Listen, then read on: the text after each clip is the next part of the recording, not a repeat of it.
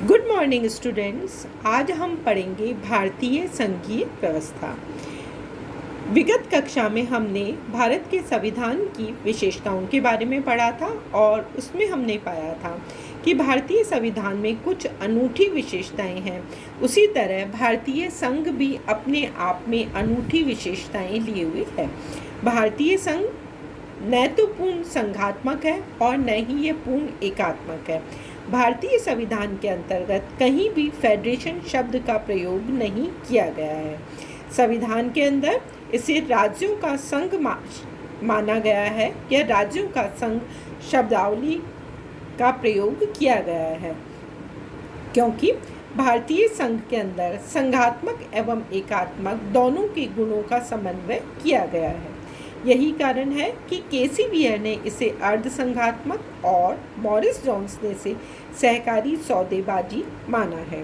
भारतीय संविधान के अंदर जो संघात्मक व्यवस्था वाले गुण अथवा लक्षण हैं, वे उनमें पहला है लिखित व कठोर संविधान, अर्थात भारत का संविधान का अधिकांश भाग लिखित है और लिखित होने के साथ ही साथ हम इस संविधान को एक कठोर संविधान के रूप में भी देखते हैं। संविधान के मूल भाग में 395 अनुच्छेद तथा 8 अनुसूचियां थी, जो कि समय के साथ बढ़ती गई। संविधान की दूसरी विशेषता दोहरी शासन व्यवस्था है, जो कि किसी भी संघात्मक व्यवस्था के लिए होनी आवश्यक है। इसके अंतर्गत केंद्र एवं राज्यों दोनों की अलग अलग सरकारें होती हैं और अपने अपने अधिकार क्षेत्र के अंतर्गत वे शासन संचालित करती हैं।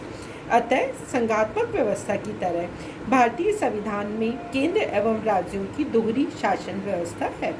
संविधान के द्वारा संघ और राज्यों के बीच में शक्ति का भी विभाजन किया गया है। मूल संविधान के अंदर संघ सूची में 97, राज्य सूची में 66 तथा समवर्ती सूची में 47 विषय रखे गए थे।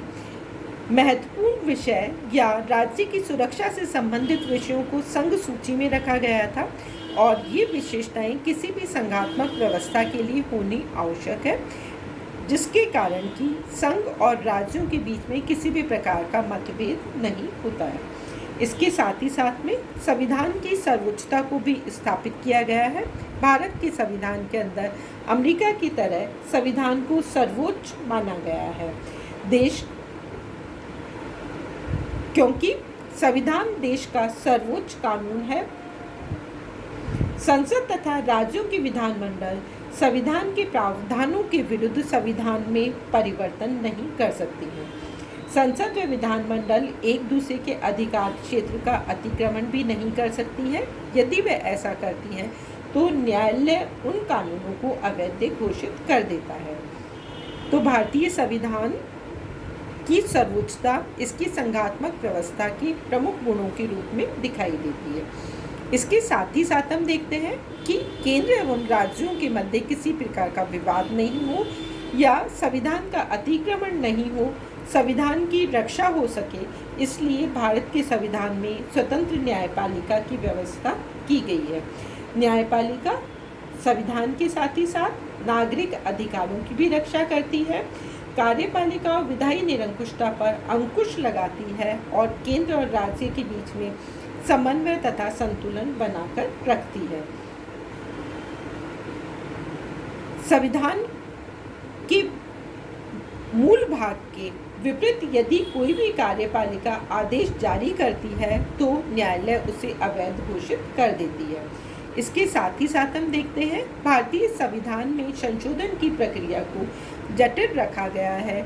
संविधान के संशोधन में 3 प्रक्रियाओं से संशोधन होता है और जो संविधान का मूल भाग है, उस मूल भाग में संसद के दोनों सदनों की पूर्ण बहुमत तथा उपस्थित सदस्यों के 2/3 बहुमत तथा आधे राज्यों की विधानमंडलों की सहमति को आवश्यक माना गया है। अर्थात संविधान संशोधन में न केवल संसद के दोनों सदनों बल्कि राज्यों की स्वीकृति को भी महत्व दिया गया है और यह जटिल प्रक्रिया भारतीय संघात्मक व्यवस्था के गुण के रूप में दिखाई देती है। इसके साथ ही साथ हम देखते हैं कि भारतीय संविधान के अंदर उच्च सदन की भी व्यवस्था की गई है, जो कि संघात्मक व्यवस्था के लिए अनिवार्य मानी जाती है। और यह उच्च सदन राज्यों के हितों की रक्षा करता है, उसका प्रतिनिधित्व करता है। भारतीय संविधान में उच्च सदन का गठन अमेरिका की तरह समानता के आधार पर न करके जनसंख्या के आधार पर किया गया है। तो ये जो विशेषताएं थी वो ये स्पष्ट करती हैं कि भारतीय संविधान एक संघात्मक व्यवस्था है। परंतु इसके साथ ही साथ हम देखते हैं कि भारतीय संविधान में कुछ ऐसी भी विशेषताएं हैं जिसके कारण कि कुछ लोग भारतीय संविधान को संघात्मक व्यवस्था मानने को तैयार नहीं है, या उनका कहना है कि भारतीय जो संविधान है वह एकात्मक व्यवस्था के गुणों को लिए हुए होने के कारण अर्ध संघात्मक है, जैसा कि वियर के द्वारा कहा गया है। तो भारतीय संविधान के अंदर जो एकात्मक व्यवस्था वाले गुण अथवा लक्षण है, उसमें सबसे पहला है कि शक्तियों का बंटवारा केंद्र के पक्ष में किया गया है, अर्थात न केवल राज्यों की तुलना में संघ सरकार को अधिक शक्तियां दी गई हैं, बल्कि महत्वपूर्ण विषय संघ सरकार के पास में है और समवर्ती सूची पर भी अंतिम नियंत्रण संघ सरकार का ही है। संविधान की जो एकात्मक लक्षण वाली दूसरी विशेषता है वह है संसदीय कानून का व्यापक होना। भारत में संसद द्वारा पारित कानून संपूर्ण देश या देश के किसी एक भाग में लागू किए जा सकते हैं, जबकि राज्य विधायिकाओं द्वारा पारित कानून राज्य की सीमा क्षेत्र से ही संबंधित होते हैं।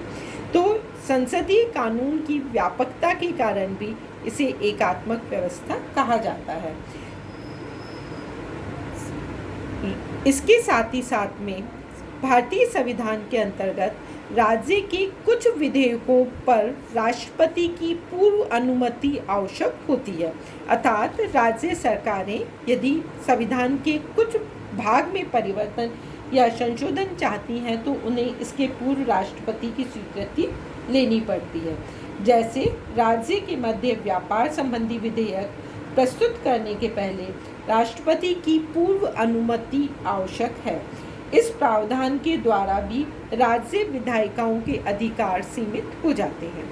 इनके साथ ही साथ हम देखते हैं कि संपूर्ण देश के लिए एक ही संविधान है। भारत में एक ही संविधान है, वही केंद्र एवं राज्यों पर लागू होता है, और यह संविधान के बड़े होने का भी एक कारण है। जबकि अमेरिका में हम देखते हैं कि वहाँ पर राज्यों का पृथक संविधान है, और राज्यों का पृथक संविधान होने के कारण राज्य की विधानसभाओं के अधिकार क्षेत्र उस संविधान में अधिक व्यापक हो जाते हैं। इसके साथ ही साथ आपातकालीन प्रावधान रखे गए हैं, और आपातकाल के अंतर्गत तीनों ही प्रकार की आपातकाल अनुच्छेद 352, 356 और 360 के द्वारा यदि राष्ट्रपति आपातकाल की घोषणा करता है तो राज्यों की स्थिति, राज्यों के अधिकार सीमित रह जाते हैं। संसद के अधिकार क्षेत्र व्यापक हो जाते हैं। राज्यों के शासन पर राष्ट्रपति के अधिकार या संसद के अधिकार व्यापक हो जाते हैं। इसलिए भी आपातकालीन प्रावधान के कारण भी भारतीय संविधान को एकात्मक संविधान कहा जाता है। इनमें सबसे अधिक जो विवादास्पद आपातकाल है वह अनुच्छेद 356 के कारण है, क्योंकि अनुच्छेद 356 के द्वारा कभी कभी संघ सरकार के द्वारा राज्यों के शासन में अनुचित हस्तक्षेप किया जाता है, और अनुच्छेद 356 लगाकर राज्यों में संवैधानिक संकट की घोषणा करने के उपरांत उसमें राष्ट्रपति शासन को लागू कर दिया जाता है, जिसके कारण कि संघात्मक व्यवस्था की आत्मा को ठेस पहुंचती है, या हम कह सकते हैं कि राज्यों की जो संप्रभुता है उस पर आघात पहुंचता है। इस सबके साथ ही साथ हम देखते हैं कि राष्ट्रीय हित के संदर्भ में भी केंद्र को शक्तिशाली बनाया गया है। अनुच्छेद 253 के अंतर्गत अंतर्राष्ट्रीय समझौते व संधियों को कार्य रूप देने के लिए संसद के द्वारा राज्य सूची के विषयों पर कानून बनाया जा सकता है। और इसके साथ ही साथ में यदि राज्य विधायिका 2/3 बहुमत से प्रस्ताव पारित कर देती है तो संसद को राज्य सूची के विषय में कानून बनाने का अधिकार प्राप्त हो सकता है यदि वह राष्ट्रीय महत्व का विषय होता है। तो इस प्रकार से हम देखते हैं कि राष्ट्रीय हित के संदर्भ में भी राज्यों की स्थिति गौण या कमजोर हो गई है। संघ की शक्ति या संघ के अधिकार केंद्र सरकार अधिक व्यापक हो गए हैं।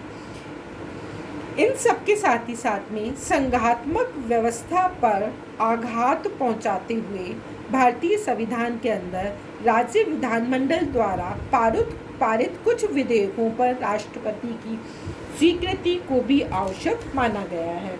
अर्थात राष्ट्रपति की स्वीकृति के बिना राज्य विधानमंडल उन विधेयकों को पारित नहीं कर सकती। यह राज्यों पर पुनः संघ के वर्चस्व को स्थापित करता है। इन सब के साथ ही साथ हम देखते हैं कि संघ सरकार को राज्यों की सीमाओं में परिवर्तन करने का भी अधिकार प्रदान किया गया है, जो कि संघ सरकार को शक्तिशाली और राज्यों को कमजोर बना देता है। संघ सरकार को यह अधिकार है कि संविधान के अनुच्छेद 3 के द्वारा वह किसी राज्य से उसका कोई हिस्सा पृथक करके या 2 या अधिक राज्यों को मिलाकर नए राज्य का निर्माण कर सकती है। वह किसी राज्य के क्षेत्रफल में कमी या विस्तार भी कर सकती है। राज्य की सीमाओं में परिवर्तन या उसका नाम भी बदल सकती है।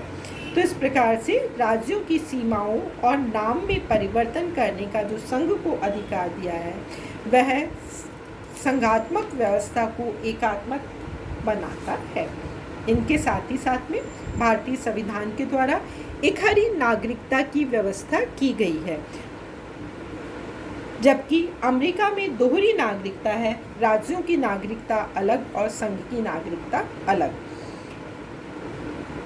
एकात्मक व्यवस्था के गुणों में हम देखते हैं कि भारत की न्याय व्यवस्था भी एकीकृत न्याय व्यवस्था है, अर्थात शीर्ष पर सर्वोच्च न्यायालय है और राज्यों के न्यायालय सर्वोच्च न्यायालय के अधीन है, जबकि अमेरिका में राज्यों के न्यायालय और संघ के न्यायालयों को अलग अलग रखा गया है। राज्य सूची के विवाद राज्यों के न्यायालय में अंतिम निर्णय रखने का अधिकार रखते हैं। इन सब के साथ ही साथ में भारत में अखिल भारतीय सेवाओं की व्यवस्था की गई है। यह ब्रिटिश संविधान के द्वारा ली गई थी और यह राज्यों की स्वायत्तता या स्वतंत्रता या राज्यों पर नियंत्रण स्थापित करने का एक महत्वपूर्ण उपाय के रूप में देखी जाती है। इनके साथ ही साथ में भारत के संविधान की जो संशोधन प्रक्रिया है वह अमेरिका की तुलना में लचीली है और लचीली होने के कारण राज्यों का संघ संविधान में संशोधन का अधिकार सीमित है। राज्यों का अपना अलग संविधान पहले ही नहीं है और संघ सरकार में भी उसके अधिकार सीमित हैं। इनके साथ ही राज्यसभा में राज्यों को समान प्रतिनिधित्व नहीं दिया गया है। अमेरिका में हम बड़ा राज्य हो या छोटा राज्य हो, सभी समान रूप से प्रतिनिधियों को सीनेट के अंदर चयन कर भेजते हैं। प्रत्येक राज्य 2 सदस्यों को चयनित करता है, जबकि भारत के अंदर राज्यों को समान प्रतिनिधित्व नहीं दिया गया है। यहाँ पर भी जनसंख्या के आधार पर प्रतिनिधित्व प्रदान किया गया है, जो कि छोटे राज्यों या बड़े राज्यों में विभेद करता है। इनके साथ ही साथ जो क्षेत्रीय परिषदें या जो अंतर्राज्यीय परिषदें हैं, इन पर संघ सरकार का नियंत्रण अधिक होता है।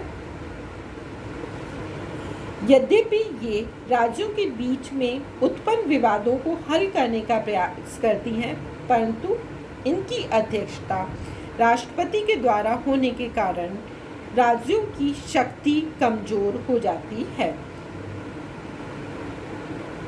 एकात्मक व्यवस्था का एक गुण भारत के संविधान में राज्यों की संघ पर वित्तीय निर्भरता भी है। राज्यों के पास पर्याप्त आर्थिक स्रोत नहीं होने के कारण उन्हें अपने विकास के लिए, लोक कल्याणकारी योजनाओं के लिए, जनता को संतुष्ट रखने के लिए केंद्र संघ सरकार से आर्थिक सहायता की आवश्यकता होती है, जिसके बदले में उनकी स्वतंत्रता या स्वायत्तता सीमित होती है।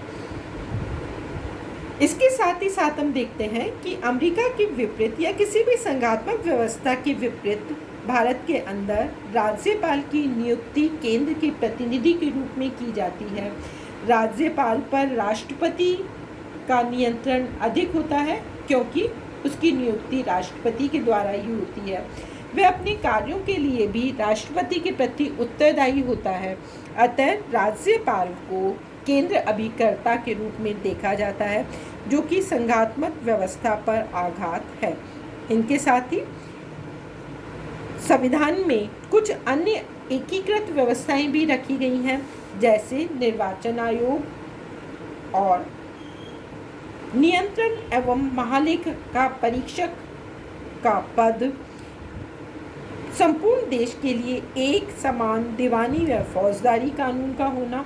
और इन सब के साथ ही साथ हम देखते हैं कि भारत में यद्यपि क्षेत्रीय भाषाओं को पर्याप्त महत्व दिया गया है, परंतु जो अंतिम नियंत्रण है वह या जो हिंदी है उसे एक राष्ट्रभाषा के रूप में मान्यता प्रदान की गई है, जो भारतीय संविधान को संघात्मक की बजाय एकात्मक अधिक बनाती है। तो ये थी प्रमुख विशेषताएं भारतीय संघात्मक व्यवस्था की, जिसे हम देखते हैं कि जिनके कारण भारतीय संघ व्यवस्था एक अनूठी संघ व्यवस्था बन गई है। कुछ विद्वान यद्यपि इसके कारण भारतीय संघ की आलोचना भी करते हैं, परंतु ये भारतीय परिस्थिति, भारत की भौगोलिक, राजनीतिक, आर्थिक स्थिति में इससे बेहतर अन्य कोई विकल्प नहीं हो सकता था, या भारत की एकता को बनाए रखने के लिए भी, भारत का निरंतर विकास करने के लिए भी इन सब का होना आवश्यक था। धन्यवाद। अब हम अगली कक्षा में पढ़ेंगे भारत के संघ व्यवस्था की संविधानेतर व्यवस्थाएं।